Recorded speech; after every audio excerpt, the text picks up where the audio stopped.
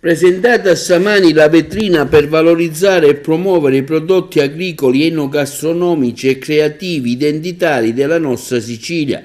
L'evento, promosso dall'Associazione Culturale Il Cerchio, gestore del Parco Letterario Luigi Pirandello, è patrocinato dall'Assessorato regionale all'Agricoltura e dello Sviluppo Rurale e della Pesca Mediterranea, realizzato in collaborazione con il Comune di Agrigento e altri enti locali titolari del Parco Letterario, alla presenza del sindaco della città e di Alaimo Di Loro. Per 4 giorni, il 7 e l'8 maggio in Piazzale Caos e poi il 28 e il 29 maggio per la prima volta in Piazzale Alto Moro a Porta di Ponte, verrà allestita un'esposizione di prodotti agricoli, agroalimentari, biologici provenienti direttamente dai produttori, ma anche artigianali, creativi e solidali. Oggi è un'iniziativa importantissima. Agrigento si risveglia anche dal punto enogastronomico, è un periodo post-pandemico e quindi è importantissimo che la vita possa riprendono anche queste attività.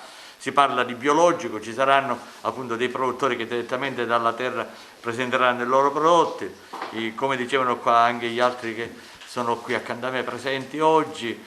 È importantissimo, ci siamo distaccati dalla terra, cerchiamo invece di ritornare alle nostre origini, cerchiamo di curare anche le nostre tradizioni. Si parla sempre di cultura, di arte, si parla di storia, ma anche questa è la nostra storia, l'enogastronomia. La Sicilia è ai primi posti, per quanto riguarda anche il biologico siamo avanti. Io penso che un'iniziativa del genere è lodevole e lusingato di fare parte di questa grande squadra. Ci saranno prima sarà al Piazzale Caos, poi anche a Porta dei Ponti, è la prima volta, quindi penso che anche al centro della nostra città, proprio nel centro, nel cuore, all'ingresso della via Atenea, penso che di meglio non si poteva trovare. Abbiamo apprezzato e abbiamo partecipato a questa iniziativa della Regione Siciliana, soprattutto del suo assessorato all'agricoltura, alle risorse agricole, agrarie e alla pesca, per cercare di riportare su qualcosa che purtroppo è in crisi come tante altre attività dopo questi 2 anni di pandemia. L'agricoltura, non solo quella biologica, ma in generale il prodotto agricolo, il prodotto agroalimentare. Ci sarà quindi la possibilità di presentare, ma anche di vendere, perché le aziende hanno bisogno di farsi conoscere, ma anche di cercare di migliorare dal punto di vista della quantità economica del loro prodotto. E questo ci ha subito coinvolti in questa iniziativa. Noi siamo già vecchi di questo, infatti il marchio è sempre lo stesso, Emporio Arte e Natura. Ci saranno anche produttori artigianali e creativi, quindi sarà come ha detto il sindaco, una cosa che è una filiera che parte dall'agricoltura e porta alla cultura.